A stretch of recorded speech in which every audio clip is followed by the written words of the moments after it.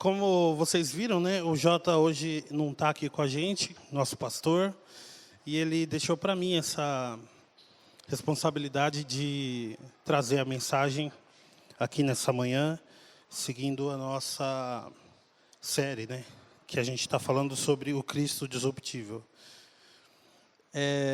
Essa semana, a gente vai ler o texto que está na nossa liturgia aí, se encontra em Marcos, no capítulo 5º, versículos de 1 a 20. A gente já vai ler o texto, mas antes eu queria fazer uma introdução.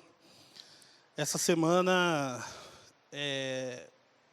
eu não lembro qual que foi o dia, mas a Fer me mandou uma mensagem falando para eu ouvir um podcast do... Como que era lá? O podcast da história de terror lá, que você me mandou. Tem um podcast que eu e a Fer a gente está ouvindo... Não Inviabilize é um podcast que está no Spotify aí, talvez alguns de vocês conheçam. O Copo, isso. E a Fer me mandou um episódio desse podcast, né? Esse podcast consiste no seguinte: tem uma moça que conta várias histórias de muitas pessoas que vão mandando para ela essas histórias, e ela narra essas histórias a partir do que ela ouviu. Tem muitas histórias engraçadas, umas histórias são trágicas, umas histórias são muito felizes, muitas histórias. E o podcast ele tem alguns temas, né? E um dos temas é histórias que dão medo. E daí a Fer me mandou esse podcast, falou: ouve aí, Abel, e fala para mim o que você acha. A história era mais ou menos assim, eu não vou contar a história inteira, mas a história envolvia aquela brincadeira do copos, sabe? Acho que todo mundo meio que conhece essa brincadeira do copo. Um cara morava num apartamento e foi uma galera lá no apartamento dele. E ele recebia algumas pessoas, tal. Uma pessoa que ele não conhecia foi lá, e um dia estava lá uma galera, tal, foram, sei lá, comer uma pizza, sei lá. A menina falou assim: vamos fazer essa brincadeira aqui. Aí pegaram o copo lá, fizeram uma espécie de ritual que precisa fazer para essa brincadeira, né? E aí o copo mexeu lá no meio da galera, e a história é sinistra mesmo, e a Fer falou: ouve aí, porque eu queria ouvir sua opinião a respeito, né? E aí o que eu falei para ela é o que eu penso, assim... De fato, eu não acho que... Tipo, é muito difícil falar sobre esse assunto, assim, de fenômenos espirituais, né? Com muita propriedade, porque a Bíblia fala sobre essas coisas, mas ela não é muito... É difícil você desenvolver um estudo sobre esses seres espirituais, assim, de maneira que você possa dizer coisas muito concretas sobre como eles se manifestam, como eles agem, de que maneira. É difícil estabelecer, assim, coisas muito lineares, né, sobre esses eventos, ok? Então eu falei, eu acho que quando... E essa é uma parte que eu acho... Por isso eu estou começando antes de ler o texto, porque isso é um pouco de opinião, né? Eu acredito que as pessoas que se abrem para esse mundo espiritual, elas podem sim ter um contato com coisas que são sobrenaturais a partir do momento que elas se abrem. A brincadeira do copo é um ritual que você faz. Ela exige que você percorra um caminho de gestos que vão sinalizando para o mundo espiritual que você está se abrindo para essa realidade.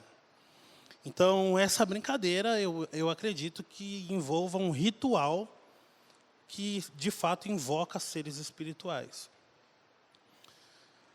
Eu acho que isso deixa todo mundo meio intrigado, esse assunto, né? E o texto que a gente vai ler é um texto muito intrigante, porque ele fala sobre possessão demoníaca.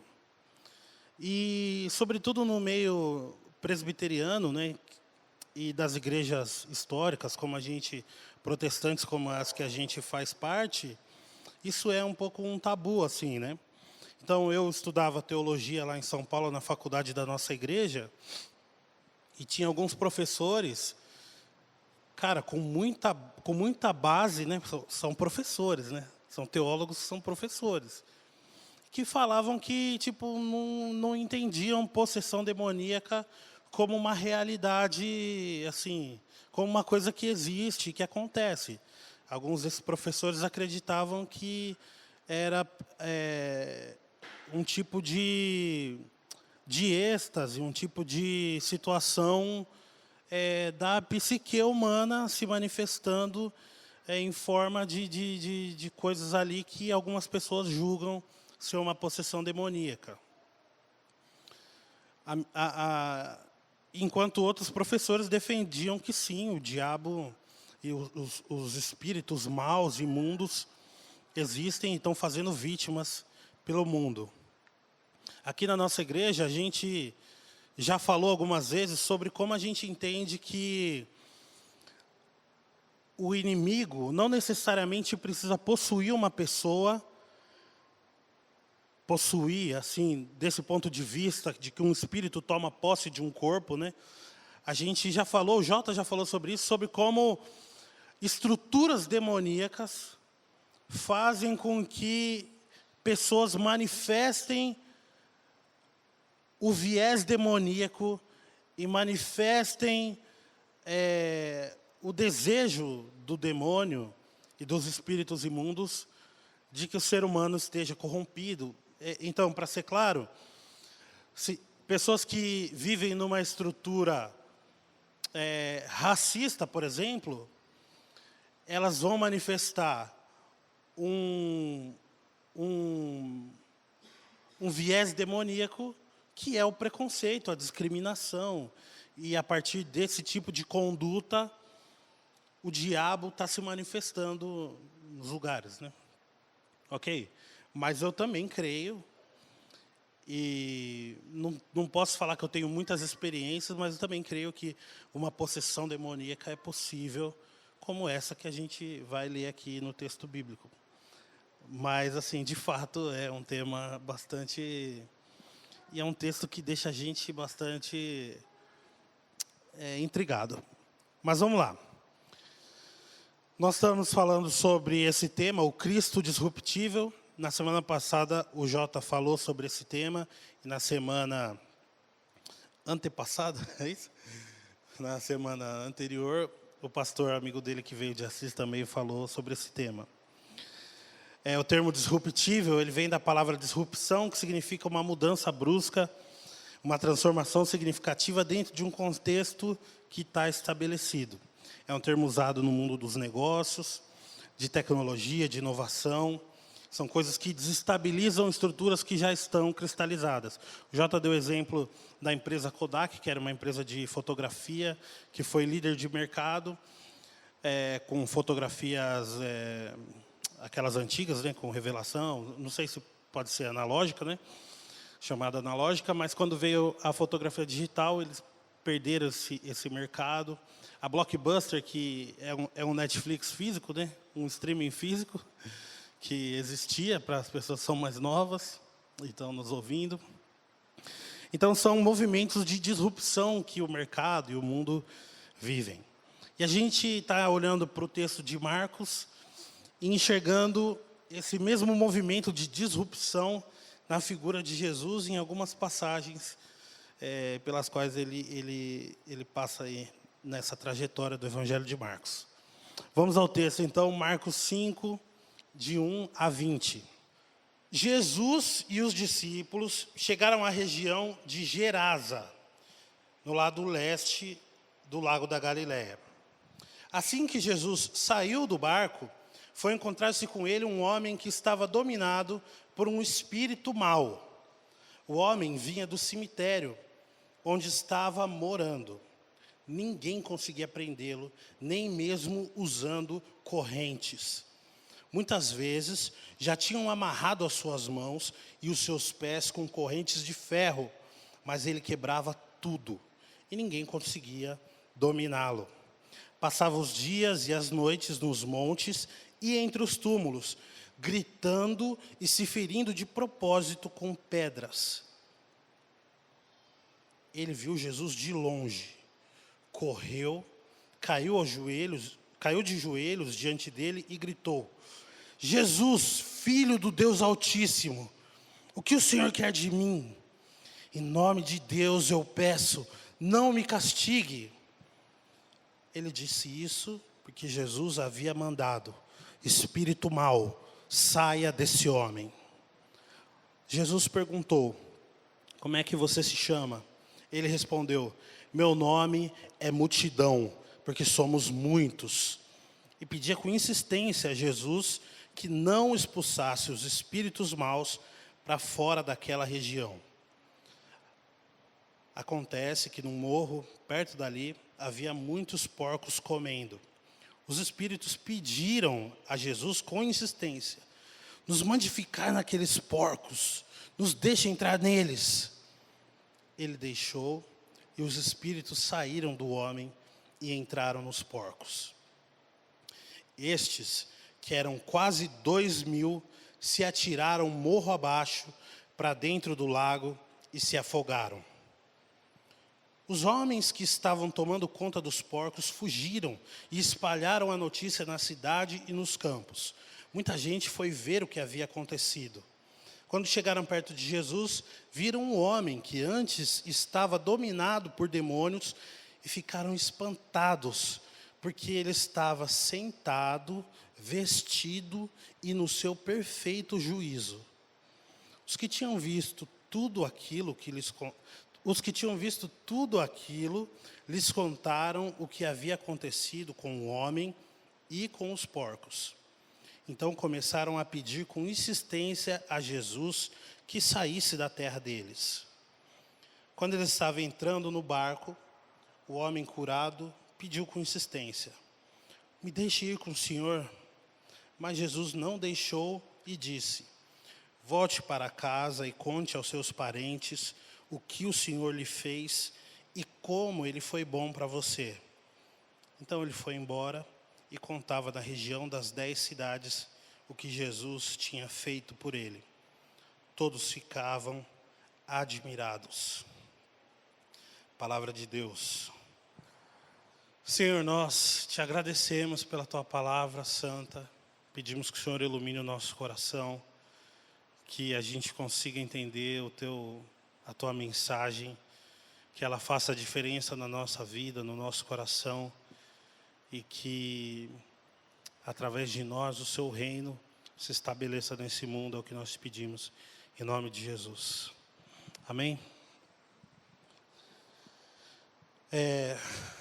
Para essa reflexão, a gente vai olhar para uma coisa que acontece nesse texto e em muitos outros textos da Bíblia, quando alguma palavra ou alguma situação se repete muitas vezes. Então, a nossa reflexão dessa manhã passa pelo tanto de vezes que, se você olhar para esse texto, você vai perceber que o verbo pedir, ele se repete. A gente vai ver o seguinte: ele se repete 5 vezes durante todo o texto. No versículo 7, o homem possesso fala: em nome de Deus eu peço. Os espíritos, falando através do homem, falam: em nome de Deus eu peço, não me castigue. No versículo 10, a gente vê: e pedia com muita insistência a Jesus que não expulsasse os espíritos maus para fora daquela região. Versículo 12, os espíritos pediram a Jesus com insistência: nos mande ficar naqueles porcos, nos deixe entrar neles. Versículo 17, então começaram a pedir com insistência a Jesus que saísse da terra deles. Versículo 18, quando ele estava entrando no barco, quando Jesus estava entrando no barco, o homem curado pediu com insistência: me deixe com o Senhor. Então a gente vê esse verbo pedir sendo repetido várias vezes. Isso sinaliza que quem escreveu o texto tinha a intenção de focar realmente nessa dinâmica que está acontecendo aqui. Desde que Jesus chega, as coisas vão acontecendo e alguns pedidos vão sendo feitos a ele. Em algumas outras ocasiões, Jesus era quem estimulava as pessoas para que pedissem coisas para ele. Jesus falava assim: o que você quer que eu te faça? Algumas pessoas encontravam Jesus e com muita reverência ficavam assim meio sem saber o que fazer, e ele falava assim: o que você quer que eu te faça? O que você quer que eu te faça? Jesus ensinou as pessoas, quando orassem, que elas pedissem ao Senhor o que elas queriam. Mesmo que o Senhor já soubesse o que elas querem, mesmo o Senhor já soubesse o que a gente precisava, ele ensina: olha, peçam ao Senhor, né? Então, o evangelista aqui foca nesse termo, que em outras traduções rogaram, né? Pediram incessantemente, mas o interessante é como as pessoas vêm até ele fazendo assim requisições, né? Repetidamente, e como o texto foca nisso. Então a gente vai olhar para essa dinâmica e dividindo a nossa reflexão em 3 partes. A primeira é os pedidos e a cidade.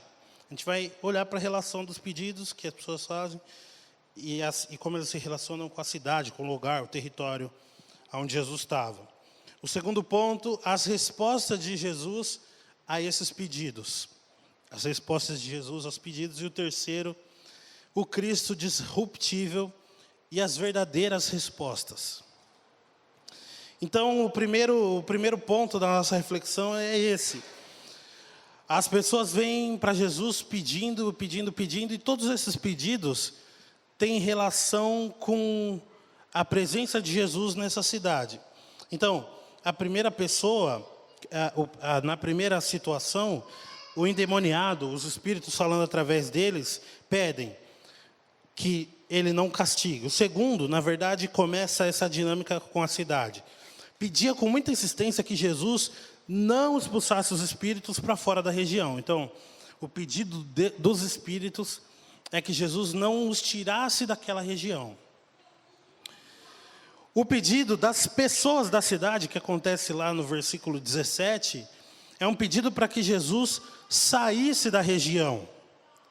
Então, o espírito mau pede para que Jesus não tire os espíritos da região. As pessoas da cidade, depois que as coisas acontecem, vêm e pedem para que Jesus, ele próprio, saísse da região. E o homem, depois já curado, vem até Jesus e pede para que ele próprio saia da região. O homem fala: eu também quero sair daqui, indo com o Senhor, o que eu quero também é sair dessa região. Algumas pessoas vão falar que existem espíritos que são territoriais, que eles habitam certos lugares. Eu não acho, sinceramente, que esse seja o fato. Que você tem um espírito do Barão Geraldo ou de Campinas e o espírito de Jundiaí, eu não acredito nisso. Mas o que eu acredito é que a dinâmica da cidade, o comportamento daquelas pessoas que formam a cidade, ele é um pouco confortável para a maneira como esses espíritos se manifestam, para o tipo de coisa que esses espíritos fazem. Por exemplo, a brincadeira do copo que eu citei no começo, né? A gente conhece, acho que a maioria de nós conhece como essa brincadeira do copo. Mas tem uma versão mais elaborada dela, que é um jogo que chama Ouija, alguma coisa assim. Que é um jogo que é um tabuleiro, que as pessoas fazem uma invocação e tal. Então, você entende que um lugar, por exemplo, que comercializa esse jogo, um lugar que muita gente vai atrás de comprar esse jogo, cara, esse ritual vai se repetir com mais frequência. Um lugar, isso falando sobre essa manifestação espiritual, né? Agora, falando sobre aquele outro tipo de manifestação demoníaca, que tem a ver com o comportamento das pessoas.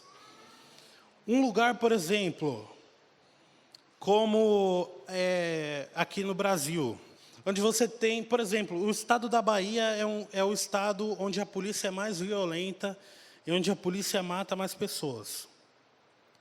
Cara, nesse lugar, esse tipo de manifestação demoníaca, de violência, está mais exacerbado. Eu não acho que existe um espírito da violência da PM da Bahia. Não, definitivamente não é isso que eu estou dizendo. Mas vocês entendem que, por exemplo, no Rio de Janeiro, você tem, cara, um estado de guerra acontecendo. E essa manifestação demoníaca da violência, das armas, cara, de uma guerra, de fato, está se impondo sobre aquele lugar, né? Então, aqui, eu acho que essa cidade, ela também tem alguma coisa. A cidade é uma personagem dessa história também. Se vocês já assistiram o filme Bacurau, por exemplo, no filme Bacurau, além das personagens, né, que vão contando a história do filme, a própria cidade de Bacurau também é uma personagem do filme. A cidade tem um tipo de manifestação que acontece ali, para quem já assistiu o filme, sabe como essas coisas se manifestam, como essas coisas acontecem no decorrer daquela trama. Então, para a maneira como eu olho para esse texto, eu entendo sim que esse lugar, essa cidade também é uma personagem. E a cidade tem um jeito de manifestar essa espiritualidade e essa opressão que se volta para aquele homem. Parece, irmãos, que esse homem, ele é tipo ele é tipo um para-raio de espíritos nessa cidade. E todo mundo parece que já está meio conformado com a maneira como as coisas acontecem com ele. Porque ele já se afastou da vida na cidade, ele mora num cemitério, ele vive entre os sepulcros, num lugar de morte, num lugar de solidão, e ninguém está muito preocupado com o que se passa com ele de fato. Porque meio que, apesar de que ele seja uma pessoa incômoda, que grita e rompe correntes, sabe quando você já se acostumou com aquele problema? E você já fala, bom, a gente lida com esse problema aqui. A gente ouve os gritos dele, de vez em quando ele ele mete o louco, ele faz uma bagunça, mas depois ele volta lá para o cemitério e, cara, o que é ruim está com ele. Mas parece que essa cidade tem esse homem como um bode expiatório, como alguém que recebe toda a opressão da cidade. Inclusive, quando os espíritos pedem para Jesus para sair e irem para os porcos, o número dos porcos é mais ou menos o número de uma população de uma cidade. No tempo de Jesus, a cidade de Jerusalém, que era uma das maiores, era a capital, né? Ela tinha em média entre 25 e 35 mil habitantes. E a cidade de Nazaré, onde Jesus cresceu, tinha mais ou menos entre 1.600 e 2.000 habitantes. As cidades eram cidades pequenas, né? A região onde acontece essa passagem é uma região de 10 cidades que não são cidades dos judeus, são cidades de pessoas não judias, né? Gentios. E, cara, 2.000 é um número que provavelmente ou possivelmente poderia ser o número de uma dessas 10 cidades de habitantes. Mais ou menos como se você tivesse um espírito por pessoa. Ou se a cidade fosse maior, tivesse 10.000 pessoas, por exemplo, você teria ali um espírito por família, por casal, não sei. Mas acontece que a grandeza desse evento demonstra como esse cara é, de fato, assim, um para-raio. Ele recebe nele a opressão de toda uma cidade. E a cidade é, sim, uma personagem dessa história, porque os pedidos todos têm relação com ela. O primeiro pedido para que os espíritos não saíssem da cidade, o segundo para que Jesus saísse da cidade, e o terceiro do próprio homem, pedindo também para, indo com Jesus, sair da cidade. O segundo ponto, e desenvolvendo essa reflexão, a gente vai para esse segundo ponto, que são as respostas de Jesus aos pedidos que são feitos para ele. Aparentemente, Jesus age aqui de maneira passiva nesses eventos, né?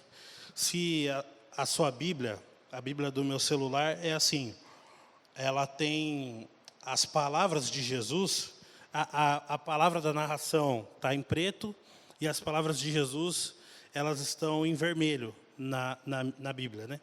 Então, se você olhar para esse texto numa Bíblia que tenha essa divisão, você vai ver que nos 20 versículos que nós lemos, né, Jesus tem 3 falas. Uma dessas falas é ele falando assim, ok, para os demônios vocês podem ir para aquela manada de porcos. Então parece que Jesus está agindo de maneira passiva. Parece que ele atende de um jeito permissivo aos demônios e à cidade. Quando a cidade fala, né, no versículo 17, nós pedimos que o Senhor vá embora daqui. Não tem a resposta de Jesus, mas fica implícito no texto que ele nem se posicionou, tipo, não, mas eu quero ficar. Não. O texto vai já para o próximo versículo que fala, e entrando no barco, Jesus já estava saindo e o homem vem e pede para ele para ir junto também. Ou seja, parece que Jesus está sendo permissivo. Olha, sai daqui da nossa cidade, a gente não quer mais você aqui. Ele fala, ok, então estou indo embora e sai. Diante de um evento tão grandioso. Gente, um homem desse que destrói tudo e que vive nos sepulcros e que ele tira a paz da cidade. Por mais que a cidade convivesse com ele ali, o que está acontecendo aqui é grandioso. E parece que Jesus, de novo, está agindo de forma exclusivamente permissiva, passiva. Mas caminhando um pouco mais, a gente vai ver que não necessariamente isso é o que acontece. Porque o nosso terceiro ponto é o Cristo disruptível e as verdadeiras respostas. Apesar de parecer que ele deu sim para os espíritos, sim para a cidade, e não unicamente para o homem, né? Porque o homem pediu, Senhor, me deixa ir com você. E aí a única resposta não dele é para esse homem. Ele fala, não, fica aqui na cidade, vai atrás da sua família e fala com eles sobre o que aconteceu com você.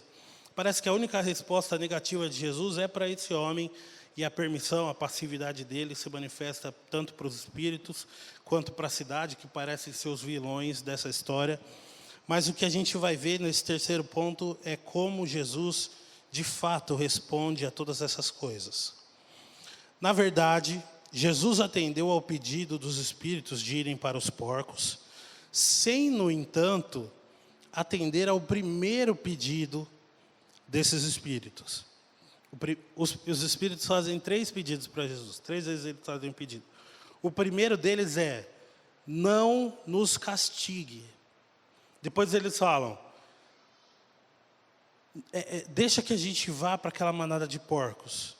Insistentemente, deixa que a gente vá para a manada dos porcos. Quando Jesus permite que eles vão para a manada dos porcos, o que conta a história é que os porcos, na sequência, entraram numa debandada, caíram num vale e foram para o mar, ok?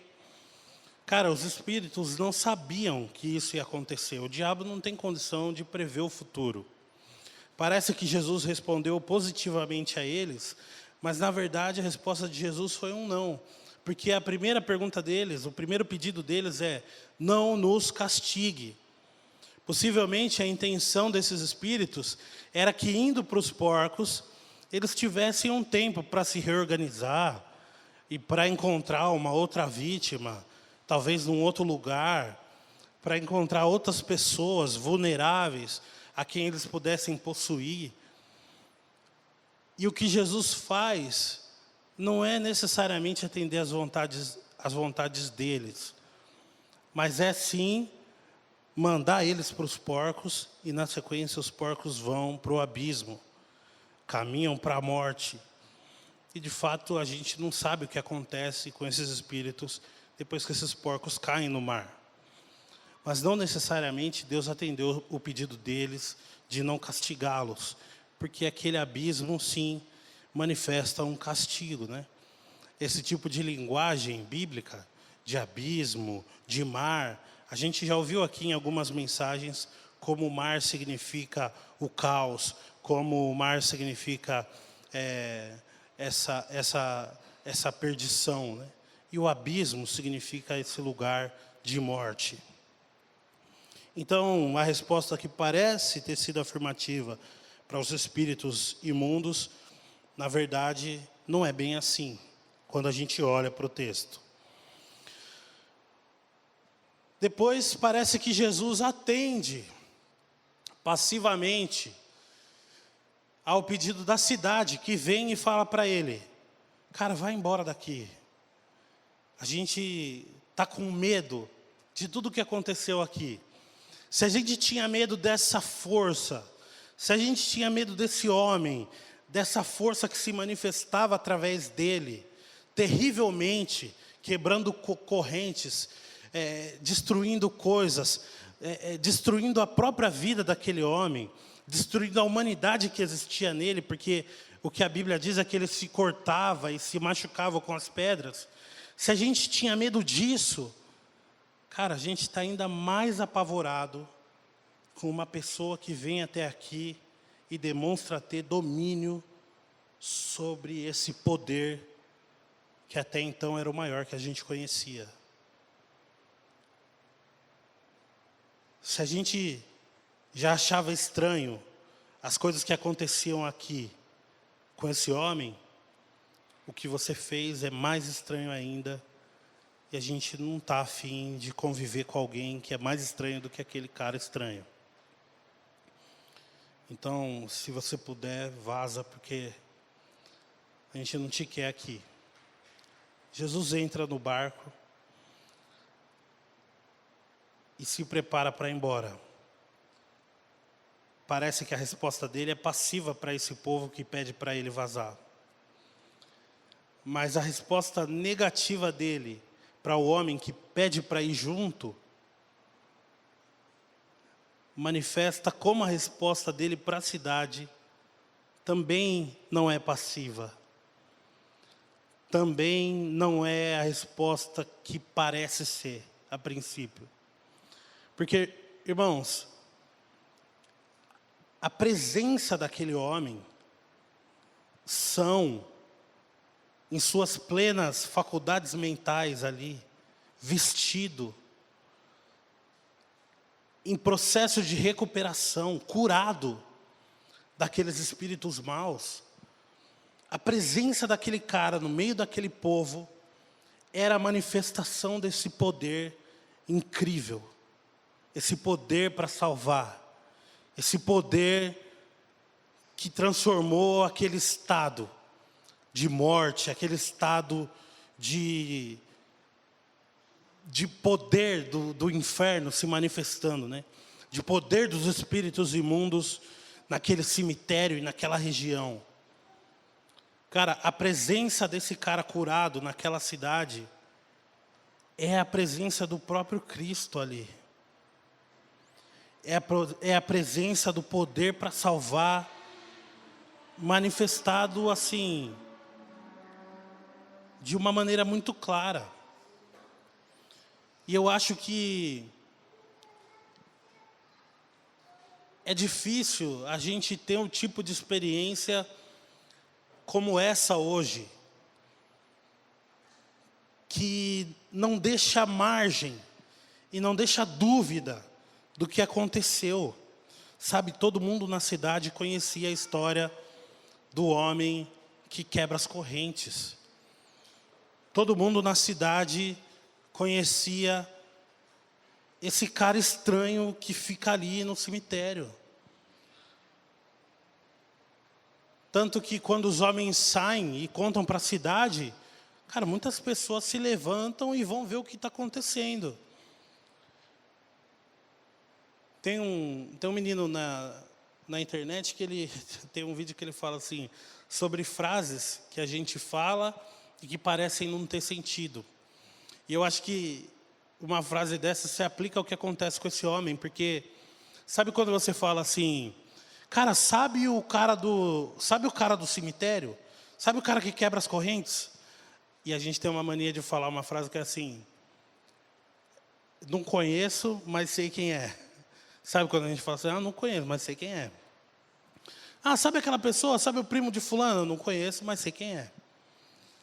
Eu acho que, por mais que as pessoas não conhecessem aquele homem, por mais que tivesse gente na cidade que não tivesse visto aquele homem pessoalmente, todo mundo conhecia a história do homem que quebrava as correntes e que era atormentado por muitos espíritos.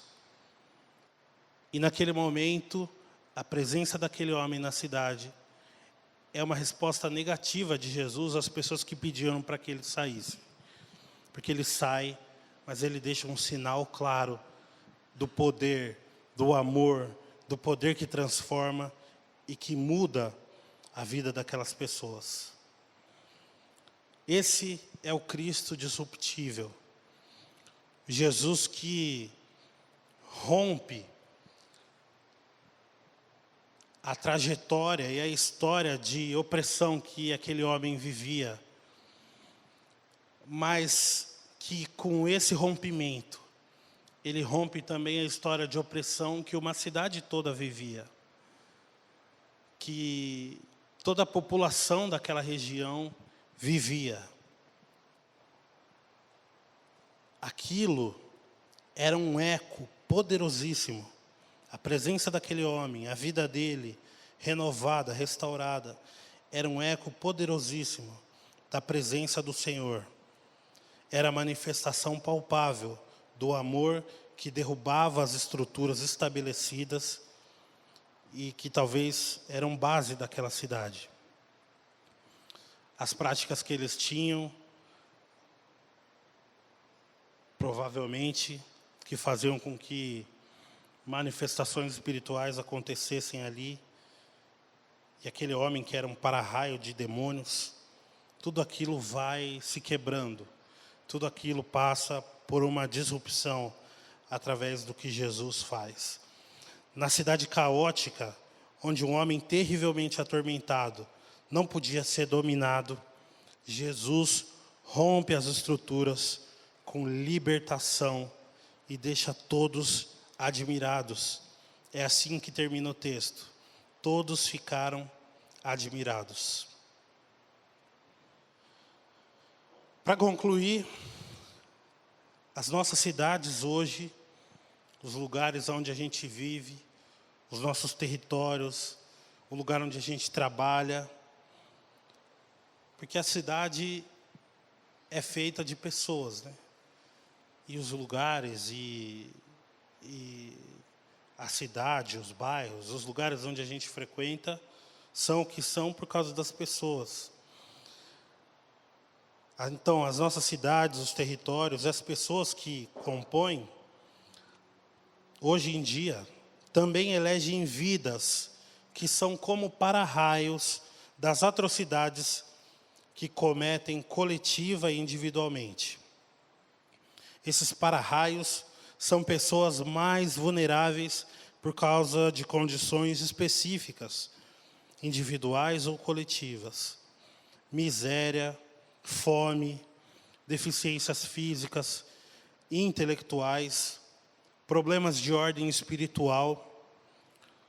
Todas essas vulnerabilidades fazem com que a gente eleja pessoas que vão receber essa opressão espiritual e também essa opressão que é uma manifestação diabólica na sociedade. A cidade se organiza para construir muros e mais muros que causam separação e morte.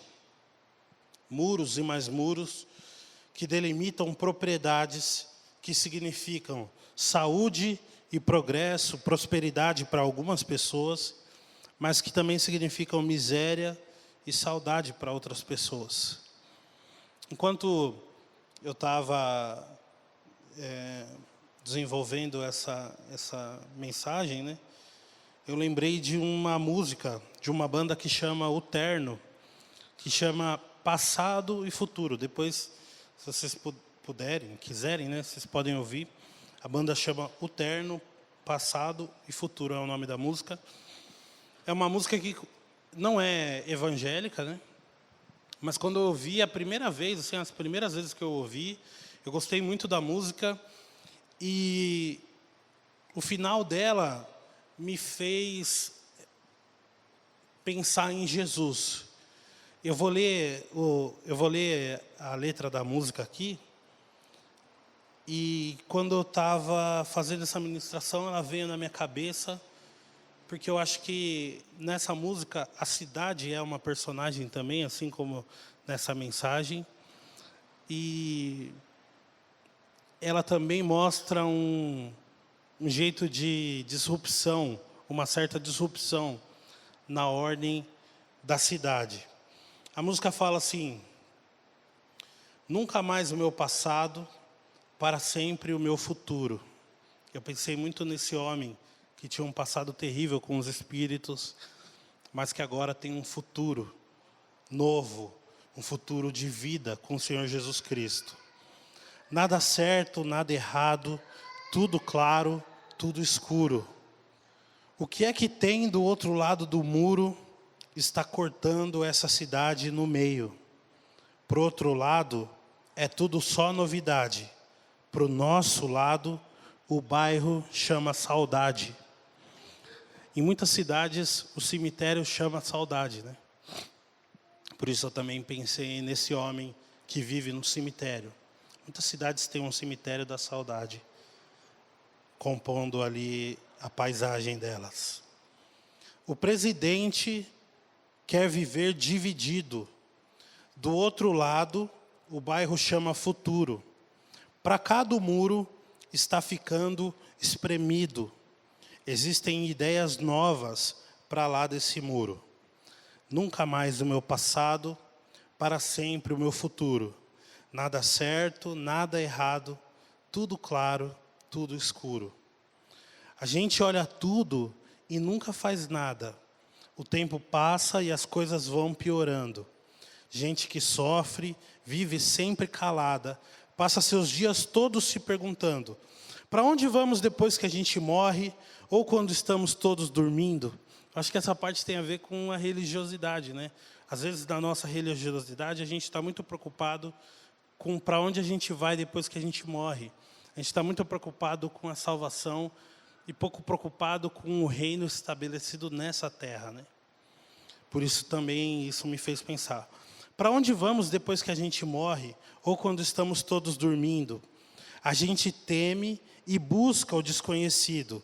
A gente pensa muito e segue sentindo. Nunca mais o meu passado, para sempre o meu futuro.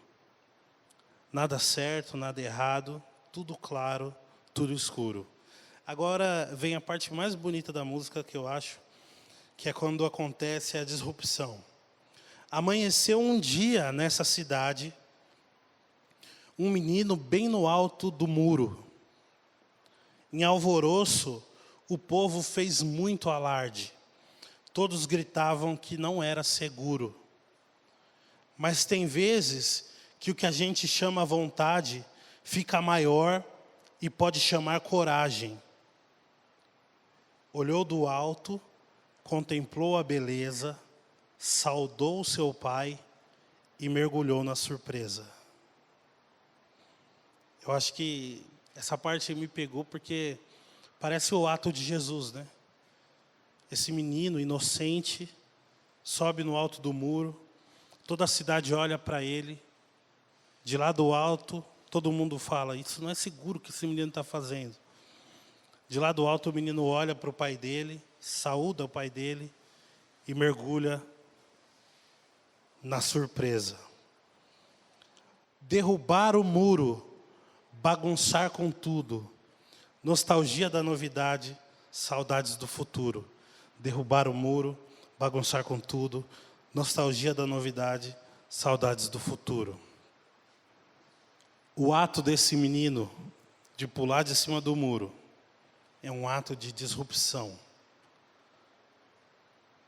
Para que outras pessoas não cometessem o mesmo ato do menino, esse muro precisa ser derrubado. O sacrifício de alguém estabelece uma nova ordem nessa cidade em que as pessoas constroem muros. Tem uma crítica, né, ao que estava acontecendo no momento histórico do mundo, quando essa música foi composta. Mas o que Jesus Cristo faz é muito parecido com o que esse menino faz. A violência infringida pelos espíritos maus a esse homem foi infringida ao nosso Senhor Jesus Cristo. Ele se colocou como essa pessoa inocente que sobe num alto muro, toda a cidade olha para ele. Ele saúda o seu pai. Por que o Senhor me desampara, Senhor? E se entrega para que os muros todos sejam derrubados, para que uma nova ordem se estabeleça na terra, para que a gente possa derrubar os muros, para que o reino dele se estabeleça nesse mundo e para que a gente tenha uma vida nova em Cristo Jesus. Que Deus nos abençoe. Amém?